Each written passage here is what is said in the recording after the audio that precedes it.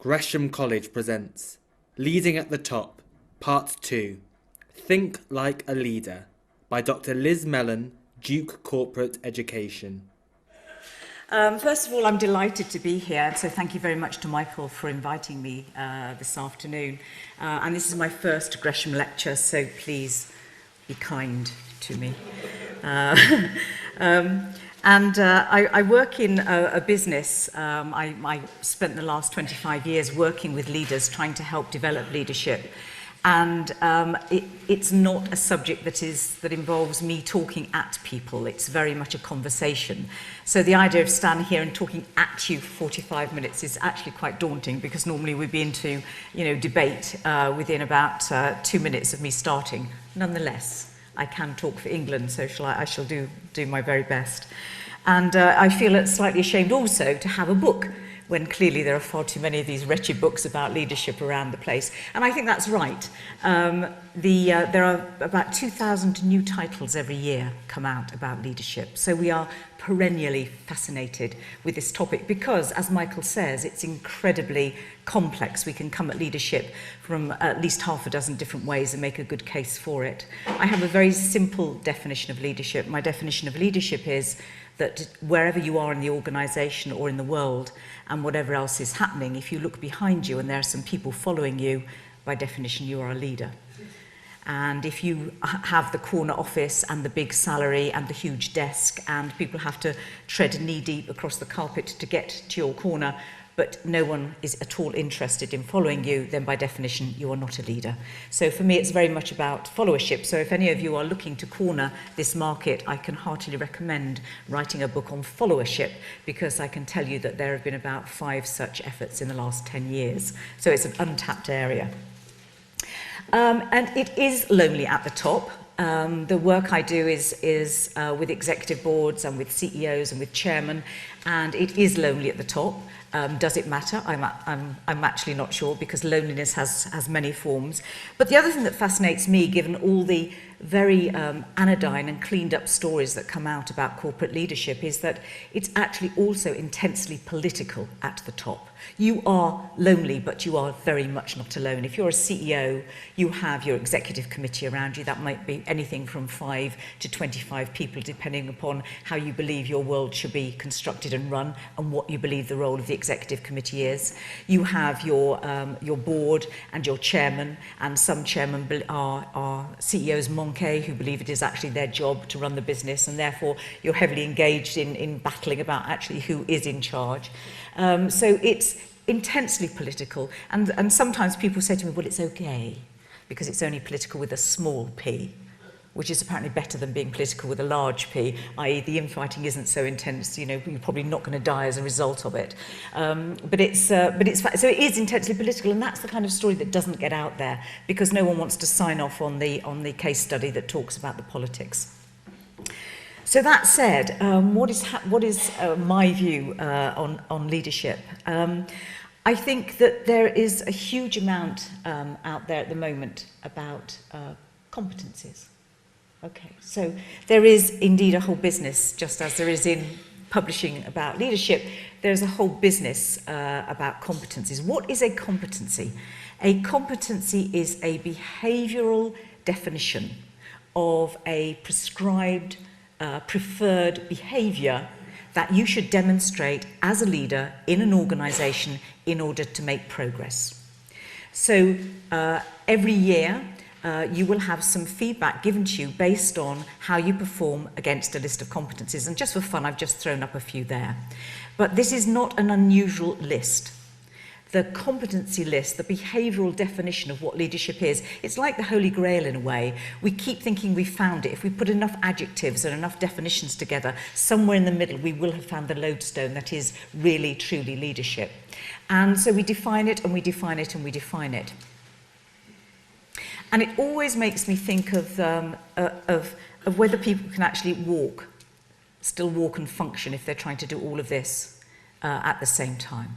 It's a huge and varied list of prescribed behaviours. And the other thing that rather worries me about it is it really, what organisations are trying to do is produce if you like, an outline, a pro forma, a perfect leader. And the best result for a business would be if there were thousands of these people marching side by side, all conforming exactly to this rather long and complicated set of leadership behaviours. And yet we are human beings, and human beings, by definition, are not perfect. We are either largely or to a smaller extent flawed, but we're certainly not perfect. And we are certainly not clones. I mean, just looking around this room, we are a fine and robust array of extremely individual people. That's something to do, I think, with the human condition, that we are incredibly individual. So there's something, I think, dissonant for me in the idea that we have somehow perfected this definition of what leadership is. We can define it in behavioural terms, and therefore reliably at the end of every year we'll be able to look across the workforce and say yes, yes, no, no, ooh, never, maybe, next year, okay, with some kind of certainty. And yet we do need some kind of benchmark, some kind of way of looking at and identifying potential and talent. So let's put aside for the moment that we're trying to behaviourally clone individuals, and then let's look at the whole other side of what we're trying to do with leadership. And for me, again, the definition of leadership is very simple. Leaders make change happen. If the world was just going to be exactly the same as it always is, then management is an absolutely wonderful sport to play. Managers are adept at assembling the resources and putting forward a project and making sure that the project succeeds, that there are enough people, that there's enough money, that there's enough time, and that whatever was planned comes out as planned. But the problem is our world isn't stable. It's complex, it's multidimensional, it's moving all the time. And certainly in business, one competitive move is met by a competitive response. So keeping doing the same thing is not enough. Leaders come in and they make change happen. How do they do this? Well, quite often through the force of their personality. Quite often because there's something about the individual that we just trust, that we can look them in the eye and say, yes, I will follow this person. I believe this person has the right idea. I can trust this person. And that is a very individual act. It's very much a psychological contract between one human being and another. It's not the kind of contract that you would necessarily have with an army of people who appear and act in exactly the same way. So there is still, in the East and the West, there is still a lot of I in leadership. There is that sense of, can I trust this person? Are they authentic? And authenticity really means, yes, you have to keep your distance a little bit because you're privy to maybe conversations and data and information that should not be made public. And yet, at the same time, I need to look you in the eye and know that I can trust you. Know that you are somewhere close to a human being rather than a set of behavioural competencies. To understand that it is you, the person, I am touching, and you, the person, who is touching me. So authenticity is huge. Now, authenticity isn't exactly the same as turning up and doing exactly what you want and being exactly as you are. We have bad days, we have good days, we have grumpy days, we have sunshine days. And so a leader has to be somewhat consistent. So authenticity isn't the same as saying, always be exactly the same. But it is at least being consistent and letting your own humanity show through. Authenticity doesn't sit well alongside, I think, a set of behavioural competencies. And one of the most popular, I'm in executive education, I work in executive education, one of the most popular programmes in East and West at the moment is something called Leadership, My Personal Brand. Now, I'm English, so I don't really like that as a term. It seems to me it lacks the humility that should go alongside leadership. It's very much I-centred rather than leaders making change happen, leading others, being a good leader of followers. That said, it really doesn't matter what I think. There's a huge market out there for it. My personal brand. I like to think of it as reputation. But the same argument stands. Reputation, my values, my integrity, what I stand for, is a very individual act. It's not the act of an army of clones. It's something very personal. So for me, we have this idea of I need to have a reputation as a leader, I need to be authentic as a leader, juxtaposed against the idea that we can conform one and all to a long, long list of leadership competencies. The list is always long. Sometimes you work with an organisation and they will say proudly, we only have 9 competencies.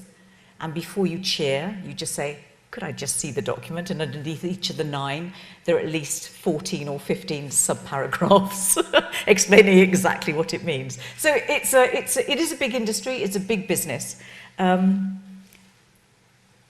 it just struck me after so many conversations with people who actually were holding down big leadership positions. You looked behind them, they were real followers, entranced by them, wanting to follow them, wanting to achieve something alongside them, who didn't fit.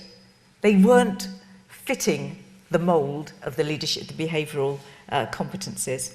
And enough people who were brilliantly ticked off, tick, tick, tick, tick, tick, and were absolutely horrible leaders, to say, are we missing something? What might we be missing? And in conversations with various leaders, I decided what we were missing is the way that they think.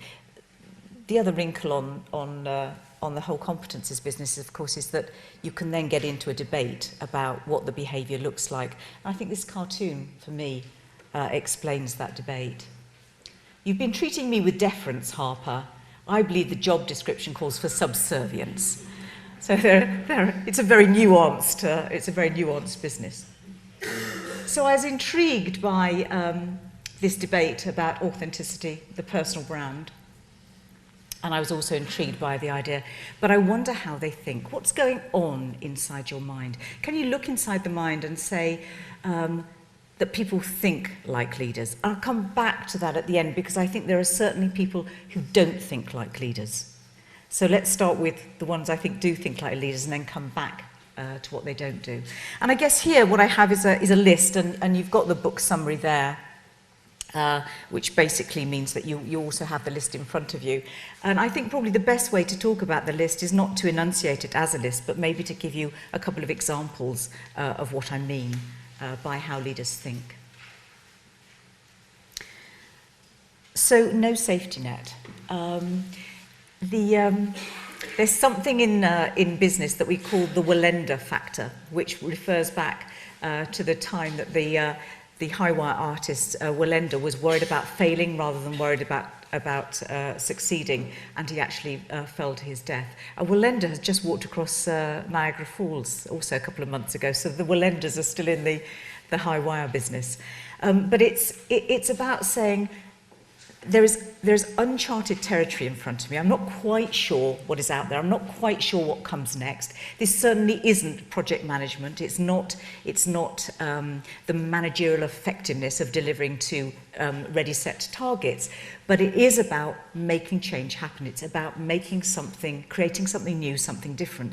And by definition, because no one has done it before, there's no safety net under you. It's not like it's a well-constructed route that you've laid the roadway down and that everyone's walking along it. You've got your first foot out on the tightrope.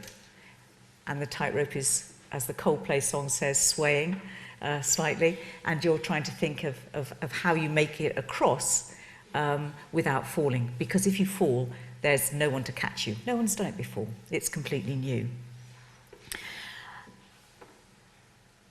No safety net, then, implies you take risk, you stand up and accept the consequences if it fails.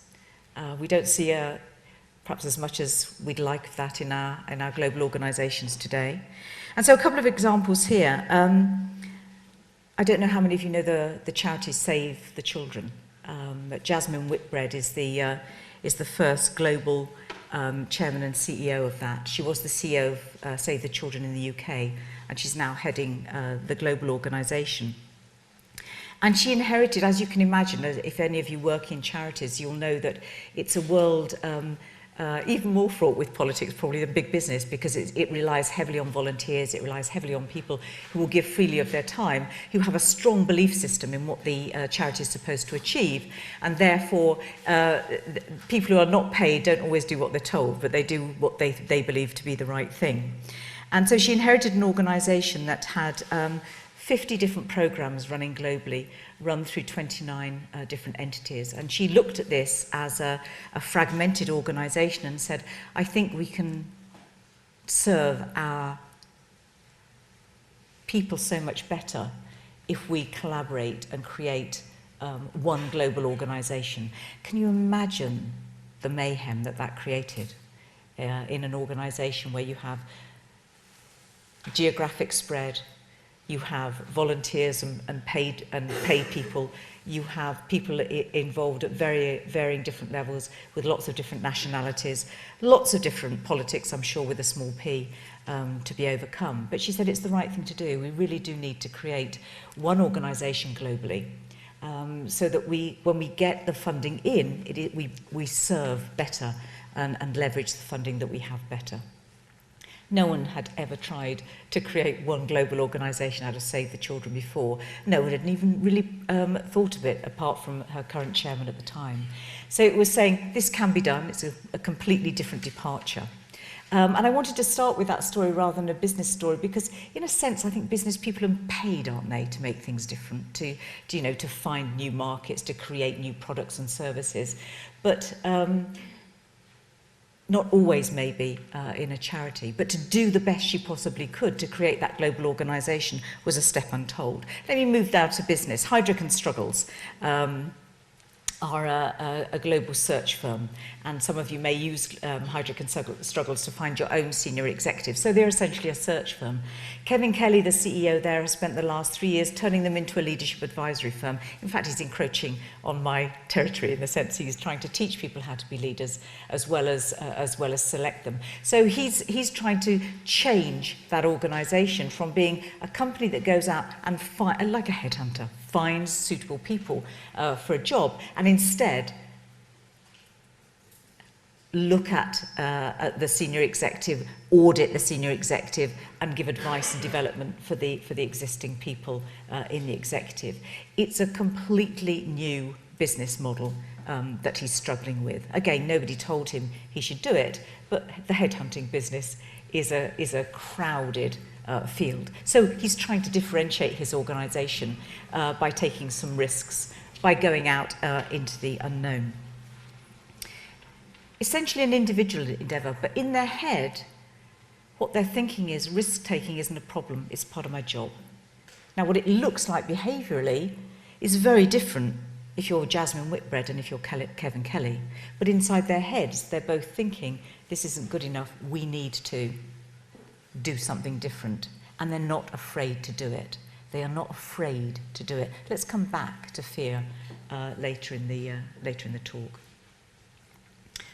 Comfortable in discomfort. One of the wonderful pieces about getting to the top is this myth that all of a sudden you're in charge and you make pronouncements and the world around you moves. And of course, as I explained at the outset, it's an intensely political game at the top. You're not alone. You've got lots of people still jostling alongside you. It's still very much a conversation about what should happen. It's still very much a process of influence in terms of working out the next steps.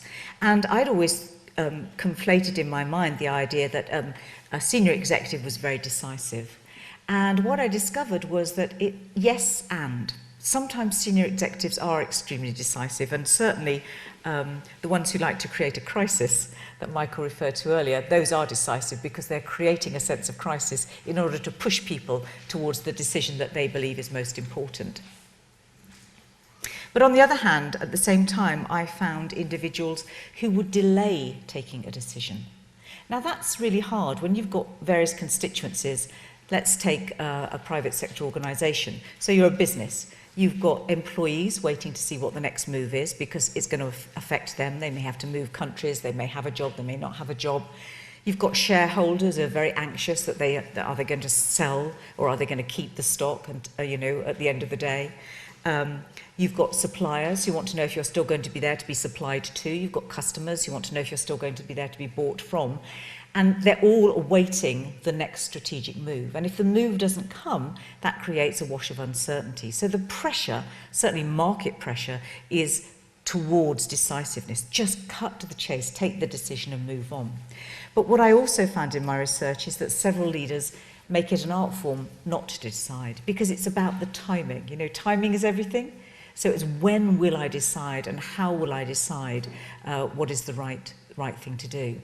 Now imagine you're running an organisation that employs, say, 300,000 people, working in 85 countries, and the market is writing about you every single day, and you're saying, no, let's just wait. I'm not sure the time is right to make this move yet. Let's just wait.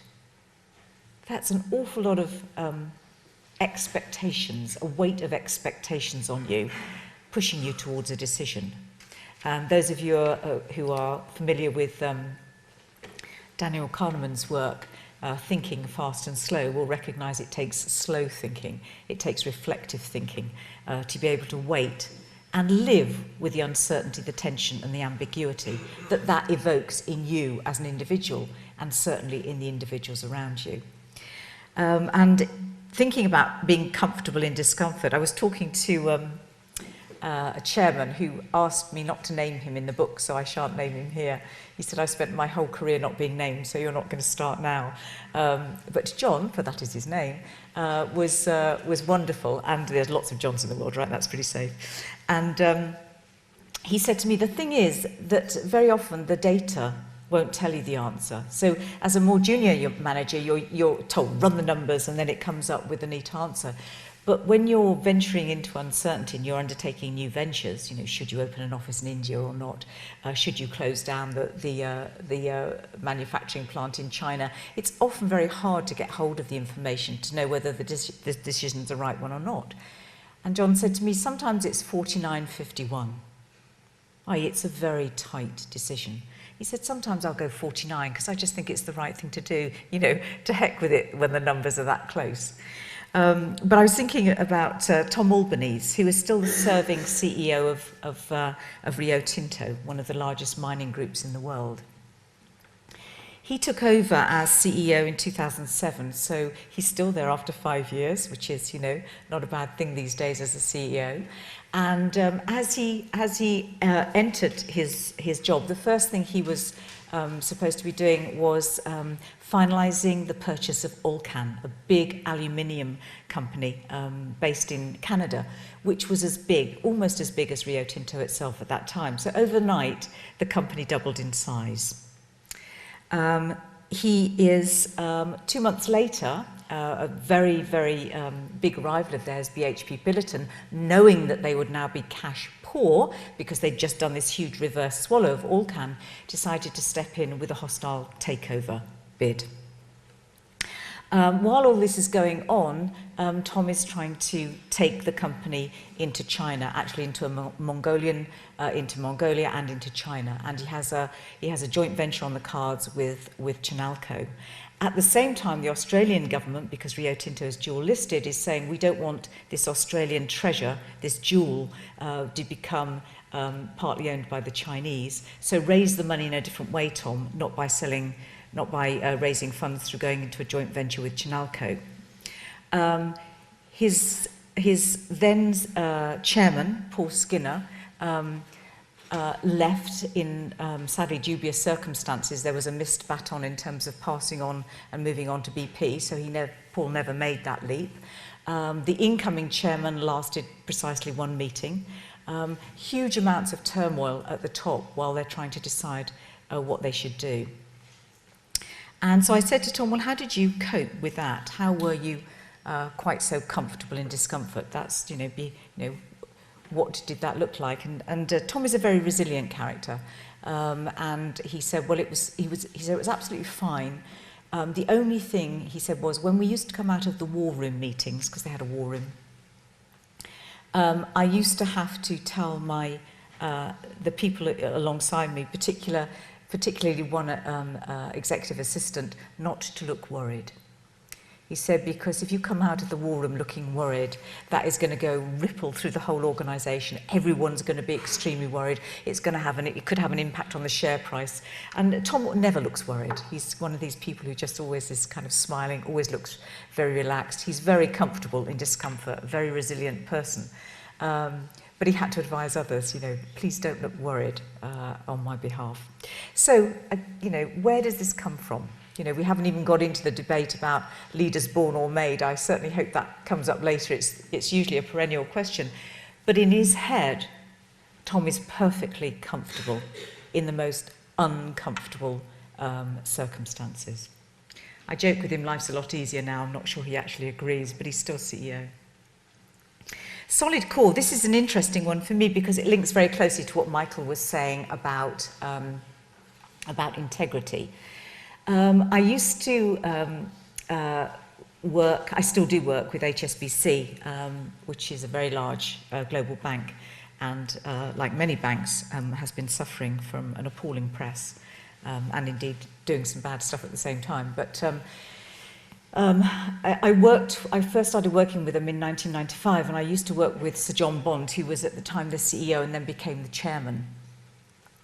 And as I went around the world and met different people from HSBC, it used to intrigue me to say, tell me a story about Sir John. Now, if you're running a company that spans the globe and you've got hundreds of thousands of people working for you, the chances that they've met you are actually quite slim. So I'd be facing 20, 30, 40 people in a room. Maybe one of them had met him at some stage at a cocktail party or something. They certainly weren't on first name terms with him, hadn't spent time with him. I'd say, tell me a story about Sir John. And they take things like, well, you know, Sir John, if he leaves the office last at night, if he's the last one out, he turns the light off. Oh, that's interesting, really, okay. If he's going to see a client and the client is actually quite close to the office, he always takes public transport. He never takes the car. Okay, that's good, interesting. How could they possibly know these very intimate details? You know, if I asked you to tell me a story about someone you're living with, you might not be able to tell me quite such a good story as that. How did they know such intimate details about him? They were very clear what he stood for. And he stood at that time, he represented their strategy, which at the time was managing for value, which is business speak for cut costs. And so he was living this role as a representative leader.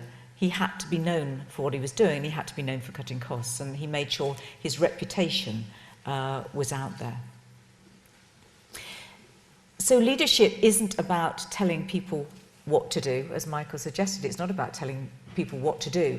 But if you're clear about your values, what is important to you, then you can tell people how to be. A solid core is part of that. It's knowing what you stand for, being comfortable with what you stand for, having a sense of the right thing to do. And I hope we have a hefty debate about the right thing to do in the panel discussion.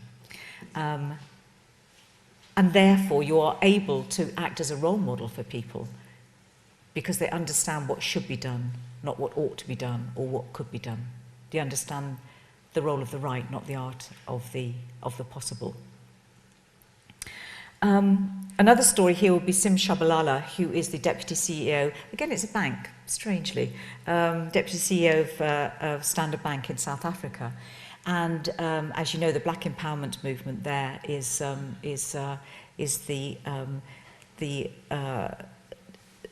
I won't say natural consequence post the years of apartheid, but certainly it's Nelson Mandela's wonderful legacy for the country, which is that instead of killing each other and fighting, they've had a peaceful transition and are now trying to empower black people who have been disadvantaged in terms of opportunity and also education. And there was a very complicated system put forward there for ensuring black ownership of 25% of all share ownings in the country, 25% shareholding, to be put aside for the black population. And Sim Shabalala, who's black himself, was arguing against this on more than one occasion because he said it will cripple the companies it will cripple the funding opportunities for these companies, because essentially the shares could only be sold very cheaply. They could not be sold at market price. You will cripple them And he argued for holding the shareholding rate lower, 15% or lower, and instead reinvesting the money saved in small and medium enterprises. That is encouraging black entrepreneurship in the country rather than enforced share ownership. He was called anti-transformation because this is part of the transformation process for South Africa. So he was labelled anti-transformation. That's very, very hard for a black South African to be labelled anti-transformation. And so I talked to him about why he did it, and he said it's the right thing to do. I'm not arguing against my people, I'm arguing for them. I just don't believe it's the right policy. But to stand up in that way, to be counted, was extraordinary. So very strong and clear values, knew what he stood for, had a very strong sense of the right thing to do, and was willing to argue for it. That's 3 of the 5. Okay. 2 more. On my watch, it's quite common for CEOs to talk about their legacy. And in the same way that I'm not so fond of the phrase personal branding, I'm not so fond of the phrase legacy either, because it kind of implies, you know, I've done this great thing and here, you know, please welcome to, you know, this great thing I've done. It feels like it's about me, not about us. And obviously a legacy is created by thousands and thousands of people, not by one person, although that one person tends to be the figurehead. I like to think of destiny. I like to think of a leader leaving so that the people behind still have a destiny. You know, they're still on the road and going where they're going. But it's very true today that the markets are unforgiving, that shareholding has changed in its nature and construct over the last century to the place where today the average share is held for less than a day. So there's a lot of spread betting in the market. And what does that mean? That means inevitably businesses focus on the next quarter's results. The short-termism does not, therefore, guarantee the long-term survival of the organisation. Organisations are driven to short-term decisions which actually may destroy long-term value. It's a very hard pressure to resist. But if you're going to be worth your salt as a CEO or as a leader, senior executive in a corporation, then you want to leave the thing in a good state after you've gone. So I do think it's about the present, and that's not a hard one. If you talk to any CEO, they're very firmly focused on the next quarter's results. It's also about the future, and if there's one thing CEOs are consistently criticised for, it's not being strategic enough. Everyone laughs about the 2-day strategic retreat that takes place once a year. The idea being you go off for 2 days, you come back with your strategy, and that's going to last you until the next year, which is increasingly impossible in today's turbulent markets. It's also laughingly referred to by people in organisations as management in retreat rather than a management retreat. So there's all kinds of, you know, fun and games around that. But essentially, they don't spend enough time thinking about the future, thinking about what they're trying to create. But equally, they're not thinking enough time about the past, I think. And I was privy to one change programme, so leaders as masters of change, Michael, a change programme where the culture was going to be changed, the business model was going to be changed. It's a huge fanfare. And essentially, there was an artefact that represented the past was going to be brought on the stage and ceremoniously dumped in a wastebasket. And then it was going to be, yes, and now onwards and upwards to a greater, brighter future. Until somebody pointed out that didn't that mean that there were going to be hundreds of people in the audience who were essentially going to be told that the last 10 or 15 years of their life was just being put in the waste bin? And was this really a good thing to do? In their haste to move on from the past, they'd forgotten the investment that everyone in the audience had in that past. And it was a good past. You know. So instead, at the last moment, they changed it, and instead it turned into a vault. And the vault door was opened, and the artefact was put inside safely under lock and key, our foundation for a brighter, better future. Symbolically, so much better, don't you think? I mean, it's so much better. But it is about thinking, it's about integrating. One of the reasons people resist change so hard in organisations is it tends to be, you know, oh, that was, you know, rubbish yesterday, let's go on to a brighter future. It is that kind of dichotomy represented. And in fact, it's a continuous process of regeneration as you go along, integrating the past, worrying about the present, but focusing very much on what you're creating for the future. And if you get stuck too much in the present, then you miss that future. The sad, really parlous state of Nokia, which, you know, 4 years ago, 2008, was the #1 brand in the world. Such a trendy mobile phone that when teenagers were asked what brand it was, you know, where it came from, they'd say, oh, it's Japanese. And there's a Finnish company that started out as a logging company over 100 years ago.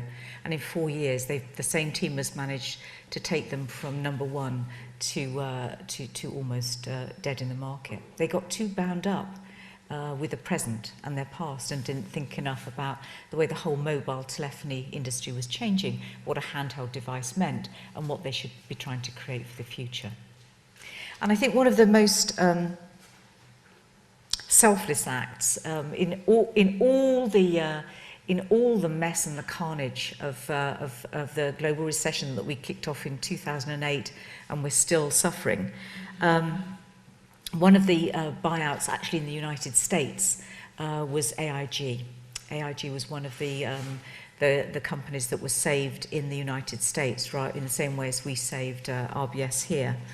And as part of that, one of the companies that was owned there was led by Rod Martin. He was the current CEO, Alico, and lived in tremendous turmoil and had to rebuild that because they had no clue whether it would be sold, whether it would go into bankruptcy. For a long time, Rod and his team had no idea what would happen to it. In the event, they managed to create it as a separate profit-making entity, and it was sold.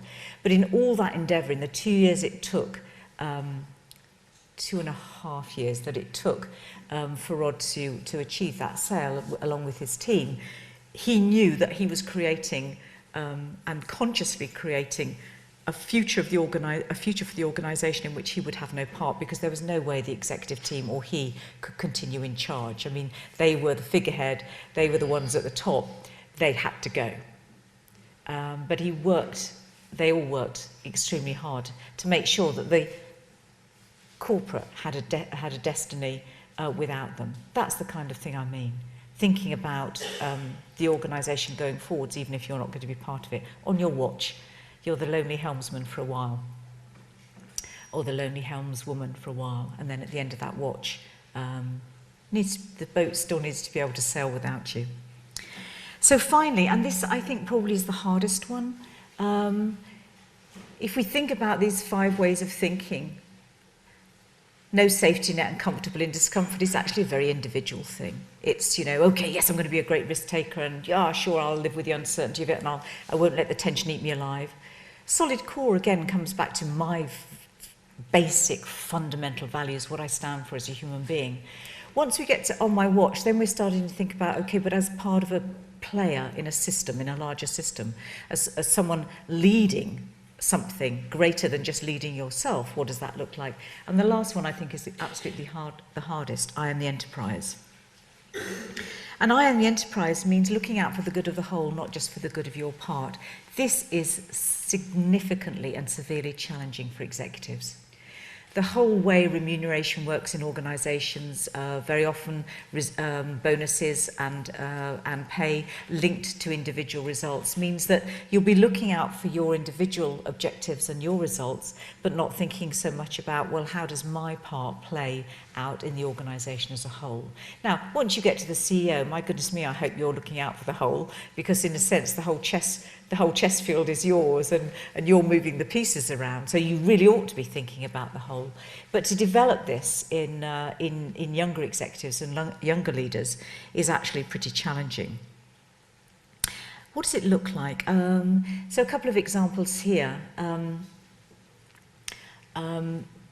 I think it means that you are pretty selfless. One of the things we talk about a lot is work-life balance. Work-life balance is harder and harder to achieve because we've got our phones that are connected to the internet. We've got we can plug into anything, anywhere, 24/7. We can be contacted anywhere in the world at any time.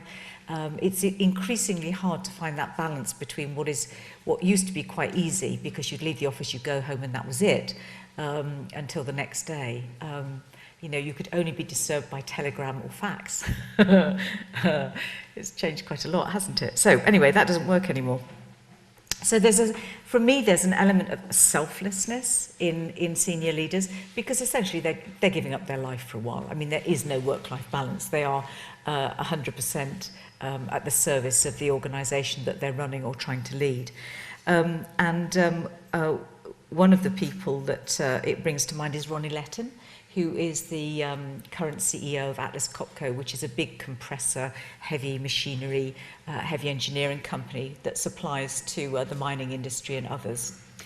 And he described to me a time when in his whole career he's worked with Atlas Copco, and he had to leave at one stage for 9 months for a variety of reasons that it's not worth going into. But he described how very, very sad he was to have to leave what he believed was a wonderful organisation that could do amazing things. And no sooner had he left than everyone, including him, was trying to get him back on. So he was only away for 9 months. He has huge pride in the organisation, and you know, like most CEOs, works every hour available to him. But another way of thinking about it is, and I'll end my CEO anecdotes as I started, with a woman, Irene Dorner, who heads up currently heads up HSBC Americas, and she said, "Leadership for me is like being a light bulb." She said, "When I get to work in the morning, I switch myself on, and I'm very conscious all day that I'm in a significant leadership role, that people are looking at me. You know, they're looking to check, you know, am I happy, am I sad, am I elated, am I, you know, downhearted? They're looking to make sure that I'm pretty upbeat, that I'm pretty confident and optimistic about what's going on. They're looking to me for decisions, they're looking to me for reassurance, they're looking for me as a presence." That's what we do, we're boss watchers. We watch leaders the whole time. The scrutiny is absolutely amazing. And she said, "So what I try and do is make sure I switch on in the morning, and I'm very, very consciously wearing my leader hat all day. And when I get home at night, I switch it off. I can sit down with Jack, my husband, and relax a little bit." Jack doesn't think the same. Last time I saw Jack, I said, "Oh, I've just had half an hour with Irene." He said, "Oh, congratulations, I last saw her for dinner a week last Tuesday." So I'm not sure he sees as much of her as he'd like. But anyway, the point is, she's always on. She's always thinking, what does the situation require right now? If I were trying to be the best leader I could be, what should I be doing? How should I appear right now? Is she authentic? Absolutely. If you ever get the opportunity to meet Irene and spend time with her, she's a larger-than-life character, absolutely amazing woman. She's very authentic, but she's also very careful to represent what she believes her organisation needs from her. So where does that leave us? That leaves us with my fundamental belief that we have an industry of behavioural competencies. I think it's an attempt to turn alchemy into base metal. I don't think we can describe a leader in behavioural terms.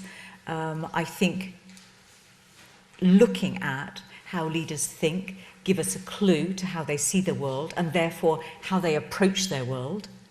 They take risks, they live with the uncertainty, they have strong and solid values. They think about the voyage that they're on, but it's only for a while, so they're very careful about what they're leaving behind, and they represent the organisation as faithfully and as truly as they possibly can. That's how they're thinking.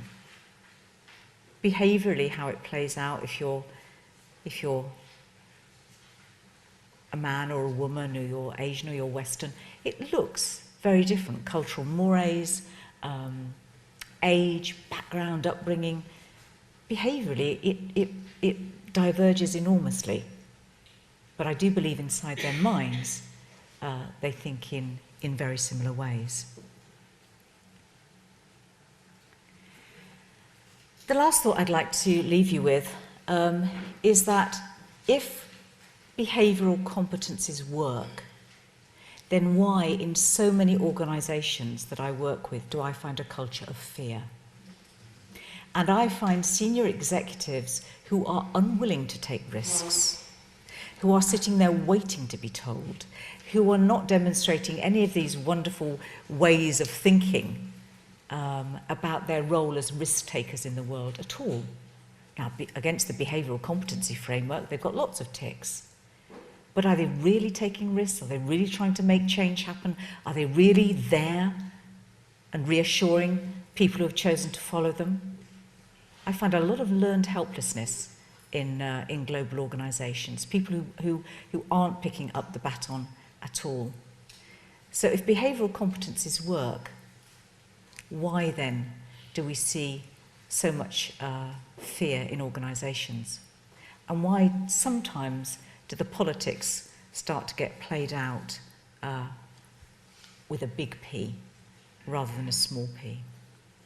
So I think that's the ideal time to hand over to Douglas, who will pick up on the whole piece about politics. For all information, please visit www.gresham.ac.uk.